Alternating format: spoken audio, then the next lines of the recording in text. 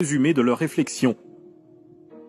Alors, pourquoi la RDC, pays très riche, a un peuple si pauvre? Voici les différents facteurs qui déterminent la richesse d'un pays. Les terres agricoles, le climat, les richesses du sous-sol, les terres urbaines, la quantité de la population, le niveau d'éducation de la population, la santé de la population, le niveau de technologie et d'industrialisation du pays et sa capacité militaire.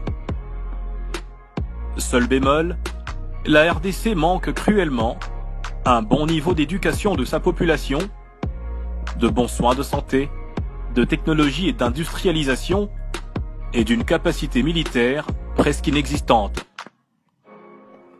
Malgré un très bon climat pour l'agriculture et une grande quantité de main-d'œuvre humaine, nous n'exploitons pas nos terres agricoles et l'exode rural amène toutes les populations des villages dans les grandes villes où il manque cruellement de travail par manque d'industrialisation du pays. Comment alors les Occidentaux contrôlent nos richesses du sous-sol? La malédiction des ressources naturelles, c'est ce genre de situation paradoxale constatée à de nombreuses reprises dans l'histoire moderne et antique. Des pays riches en ressources, mais pour qui cette richesse est synonyme de catastrophe.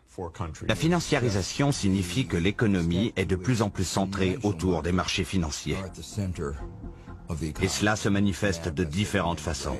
Il faut s'imaginer un trader en train de négocier des contrats à terme sur les matières premières, dans son bureau quelque part à Wall Street, à Greenwich, dans le Connecticut ou ailleurs. Cette personne est complètement déconnectée de ce qui se passe dans le monde réel.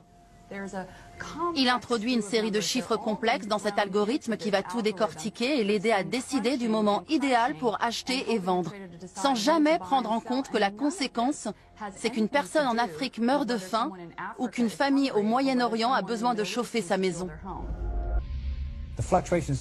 Les prix fluctuent énormément actuellement.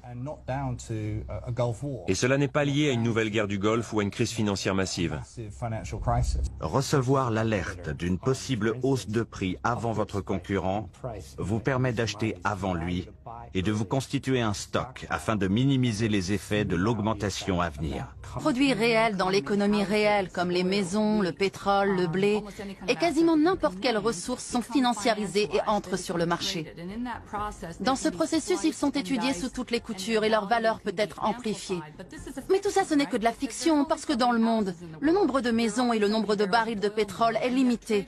Pourtant, les traders sont capables de spéculer à l'infini sur ces marchandises. Tant que nous ne dénoncerons pas l'instabilité des marchés, nous continuerons d'observer, suite à une hausse des prix, des mouvements sociaux en Afrique, en Asie et ailleurs dans le monde. Les Occidentaux ont digitalisé nos matières premières grâce à la bourse. Nous ne contrôlons pas les prix de nos matières premières sur les marchés boursiers. Des spéculateurs achètent des titres boursiers, stockent virtuellement nos matières premières pour essayer de les revendre plus tard et faire de gros profits. Vu que nous n'avons aucun contrôle sur les prix de nos richesses, ces spéculateurs peuvent manipuler le prix du coltan ou du cobalt à volonté et déstabiliser ainsi notre économie. Aujourd'hui, à Wall Street, ce sont des algorithmes par intelligence artificielle qui décident de la vie du Congolais. Les Occidentaux ont mis en place un système qui a un seul objectif: acheter les matières premières au prix les plus bas possible au Congo, les transformer en Asie au prix les plus bas possible et revendre des produits en Occident au prix les plus chers possibles. Où leur propre population est obligée de s'endetter à vie pour pouvoir consommer des produits de plus en plus chers, comme cet iPhone qui a le même prix que le SMIC en France. Et que nous avons créé des systèmes qui ont perdu toute forme de compassion, qui ont perdu la capacité à reconnaître le malheur d'autrui dans les décisions qui sont prises. Et si nous ne résolvons pas ce problème, nous allons tous souffrir. Beaucoup plus que par le passé. Nous allons souffrir davantage. Une société dépend directement de la santé et du bien-être de ses habitants.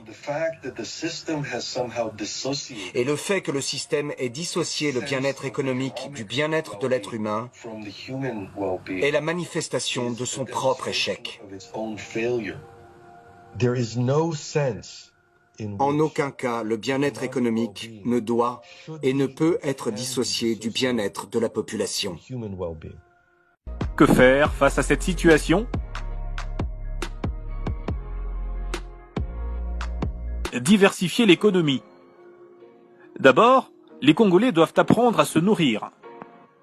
Au lieu de s'entasser dans des villes sans travail, les Congolais doivent retourner dans les villages pour cultiver et manger. Après avoir mangé, on pourra commencer à s'instruire. Après l'instruction et l'augmentation de notre niveau de technologie, on pourra s'industrialiser. Renforcer nos capacités militaires pour protéger nos matières premières. Et enfin, atteindre l'intégration verticale. Aller de la conception à la vente des produits Made in Congo.